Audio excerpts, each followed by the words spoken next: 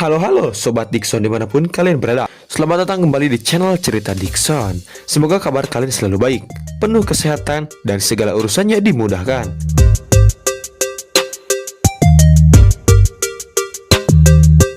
Kembali bersama Bang Dickson yang siap membawakan penjelasan lengkap tentang salah satu film action penuh adrenalin.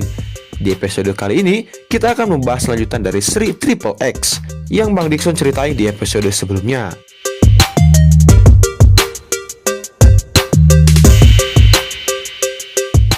Seperti kita tahu, aksi-aksi Sander selalu fantastis, bombastis, dan icikiwir, dan selalu membuat kita berdecak kagum. Gak perlu lagi kebanyakan cincong, mari login ke ceritanya.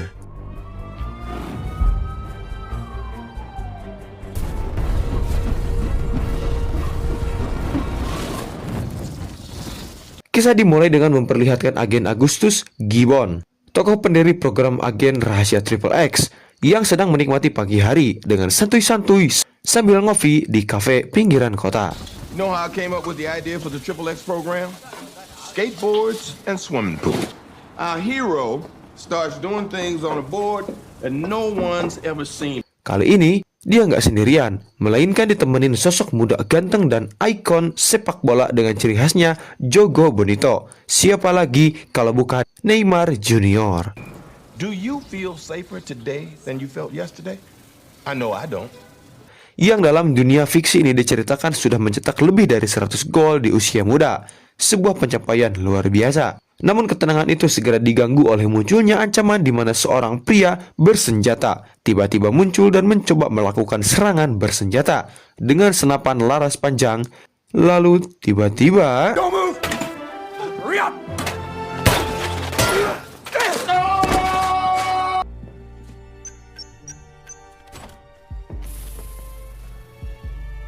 latar cerita berpindah ke markas pusat CIA yang berlokasi di New York, di mana seorang penyusup misterius bernama Serena berhasil menyusup masuk tanpa ketahuan para penjaga. Tidak lama kemudian, seorang pria tangguh bernama Xiang juga ikut masuk melalui lorong lift.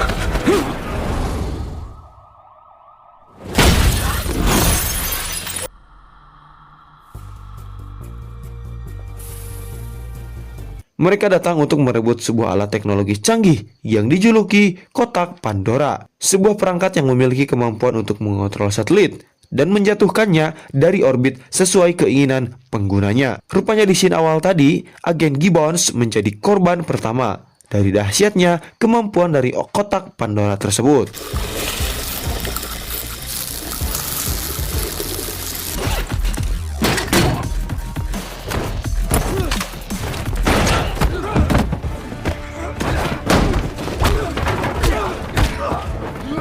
Lanjut, penyerangan ini sangat terorganisir dan mematikan. Dilakukan oleh tim elit yang dipimpin oleh Xiang dan termasuk rekan-rekannya seperti Talon. Dengan keahlian masing-masing individunya yang sangat hebat, mereka mampu mengalahkan para agen CIA dengan sangat mudah dan menghilang tanpa jejak secepat kilat.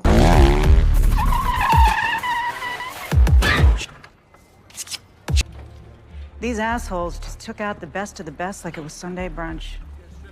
Dari kejadian itu, CIA menyadari bahwa mereka butuh agen luar biasa untuk menghadapi ancaman seperti ini. Maka dipanggillah kembali sang legenda yang sebelumnya dianggap telah menghilang, Sander Keeg.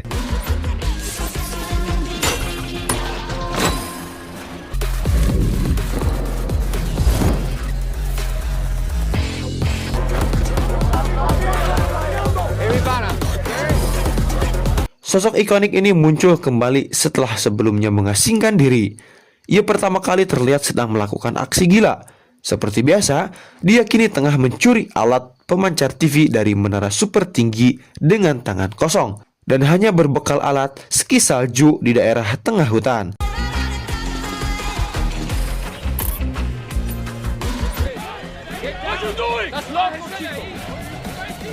Setelah itu dengan gagah pededenya, Sander melompat dari ketinggian dan menerobos hutan dengan kecepatan tinggi. Sesampainya di pinggiran jalan, semua orang menyalaminya yang notabene merupakan bocil-bocil FF penggemarnya.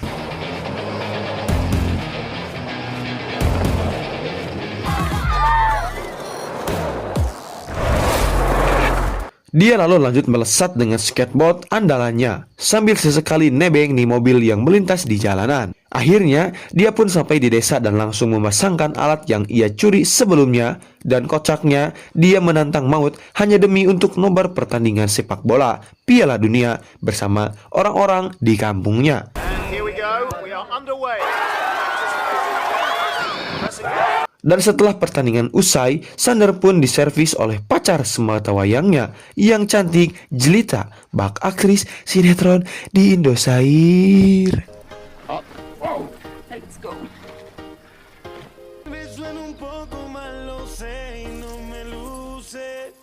Beberapa waktu kemudian, Sander yang lagi ngasok di sebuah taman kota menyadari ada sesuatu yang janggal.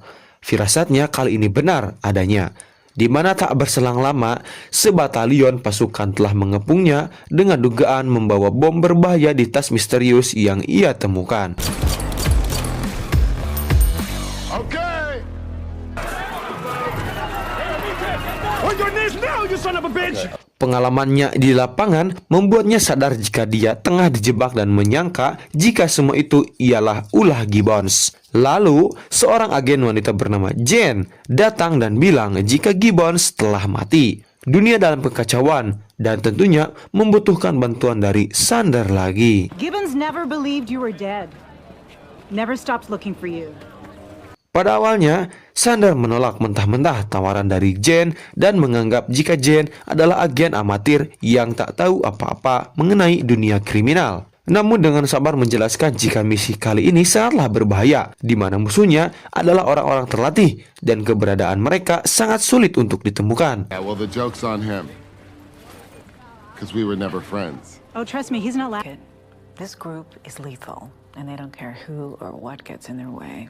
Terlebih, ada kemungkinan jika kelompok yang telah menghabisi Gibbons adalah mereka. Dengan alasan tersebut, akhirnya Sander terpanggil dan bersedia join dalam misi berbahaya ini. Setelah setuju untuk kembali, Sander dikirim ke London untuk bertemu dengan seorang informan hacker seksi bernama Adele Wolf, juga dikenal dengan nama Becky.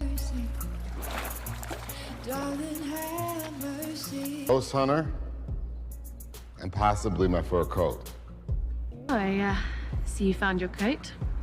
Well, you promised to take care of it for... Dan kemudian mulai membentuk timnya sendiri. Ia menolak bekerja sama dengan militer pilihan CIA karena menurutnya mereka terlalu kaku dan tidak efektif. Maka direkrutlah 3 anggota baru. Yang pertama Adele Wolf, penembak jitu eksentrik yang sedang menyelamatkan singa di Afrika. Yang kedua Nix, seorang penggila kecepatan yang dikenal karena kemampuan mengemudinya dan kegilaannya. Ketiga, Tennyson Torch, pria nyentrik yang mengaku berkencan dengan 2 selebritas sekaligus. Mereka bertugas untuk merebut kembali kotak Pandora dari tangan Siang dan timnya. Now, this is a team I could work with. After your success taking down Anarchy 99, Gibbons...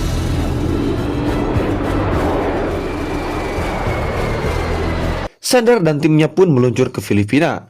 Tempat Siang dan timnya bersembunyi di pantai pribadi yang dijaga ketat. Di sisi lain, Sander dan timnya sampai di TKP. Pak seorang ahli, mereka langsung membagi tugas, di mana Adele manjat pohon kelapa tengah malam dan bersiap dengan snipernya.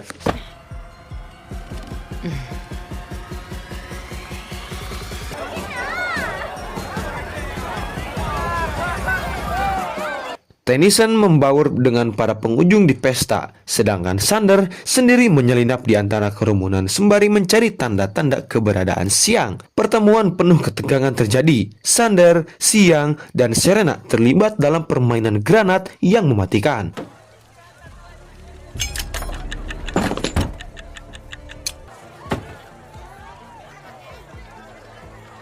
I'm only here for that. Namun ketegangan berubah menjadi pengungkapan. Ternyata mereka semua dulunya adalah agen Triple X di masa lalu. Jadi, musuh kali ini adalah sesama agen dengan visi yang berbeda. Namun tak berselang lama, keadaan kembali meriweuh dikarenakan sejumlah pasukan militer menggerbek tempat itu. Alhasil, adu habek, adu pukul, dan adu bredelan senjata pun tak terelakkan. Okay, I actually have what you want. Pandora's box?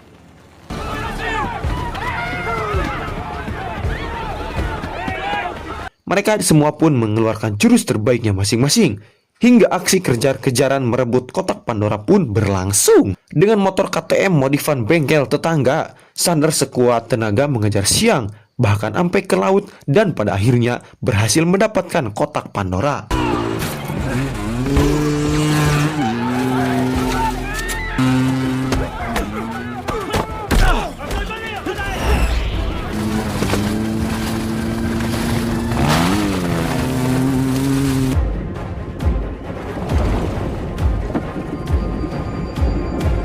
Sayangnya saat sampai di pesisir, Serena sudah menunggu dan tanpa aba-aba langsung menembak kotak Pandora itu sampai hancur berkeping-keping. Sayang, muncul fakta mengejutkan di mana alat yang mereka rebut ternyata hanyalah prototipe. CIA dan Sander sadar bahwa perangkat yang asli masih dikuasai oleh musuh yang lebih besar.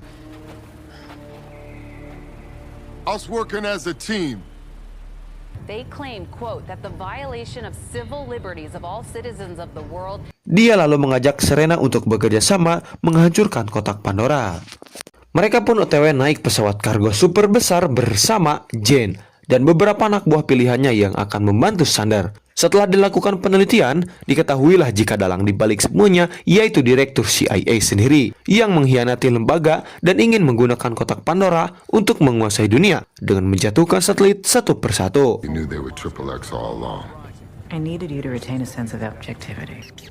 He's the only one that didn't flinch.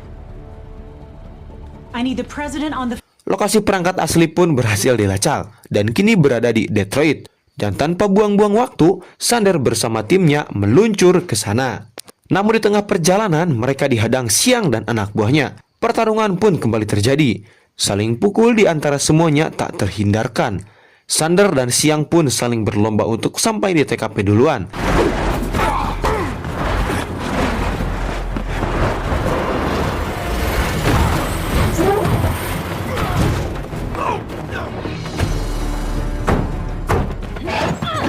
Namun waktu mereka tak banyak karena si direktur CIA tengah bersiap meluncurkan lagi satelit dari orbitnya. Dan hal tak terduga terjadi di mana mereka malah bekerja sama untuk menghabisi dulu halangan yang mengganggu, dan epic combo di antaranya keduanya membuat semuanya terlihat begitu mudah. Fish in a barrel.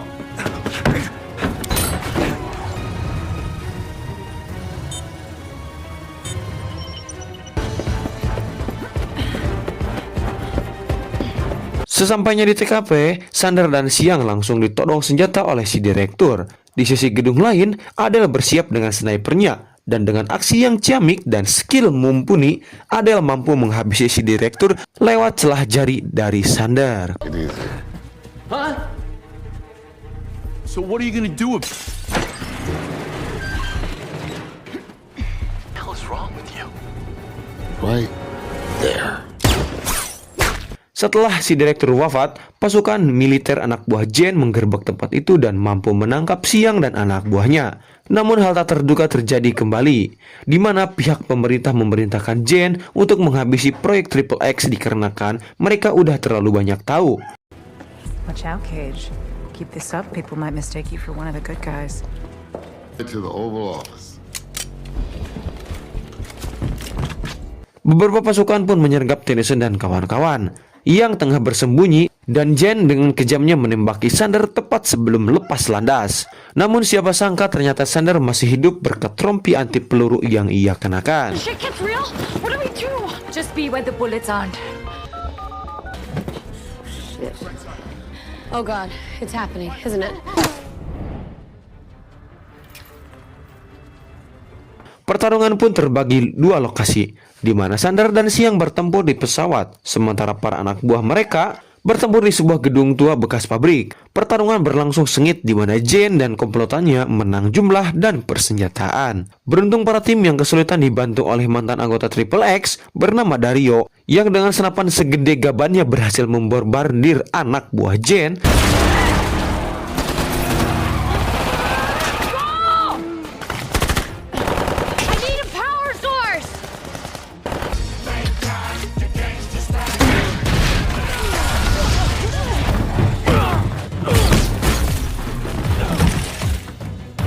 Sementara di pesawat, pertarungan tak kalah seru di mana Sander dan Siang harus bersusah payah untuk menghabisi Jen. Setelah kotak Pandora didapatkan, Siang melompat dengan parasutnya sedangkan Sander mengemudikan pesawat dan berniat menabrakannya dengan satelit yang tengah terjatuh. Beruntung, ia berhasil selamat berkat baju anti peluru canggih buatan Becky.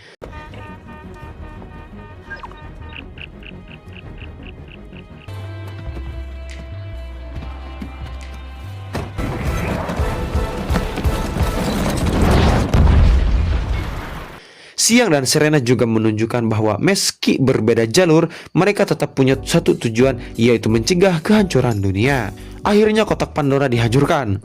Pengkhianat di tubuh CIA dilumpuhkan dan program Triple X pun diselamatkan. Film ditutup dengan adegan pemakaman agen Gibbons yang ternyata masih hidup dan hadir secara diam-diam bersama Neymar. Semua tim Triple X berkumpul kembali dan merayakan keberhasilan mereka. Ada nuansa kemenangan, namun juga ada tanda bahwa petualangan belum usai. Oke guys, itulah dia alur cerita film Triple X, Return of the Standard Cake. Semoga kalian semua terhibur. Terima kasih bagi Sobat Dickson yang sudah stay sampai akhir. Sampai ketemu di review film selanjutnya. Bang Dickson beserta seluruh tim pamit dan adios amigos permios ngalios.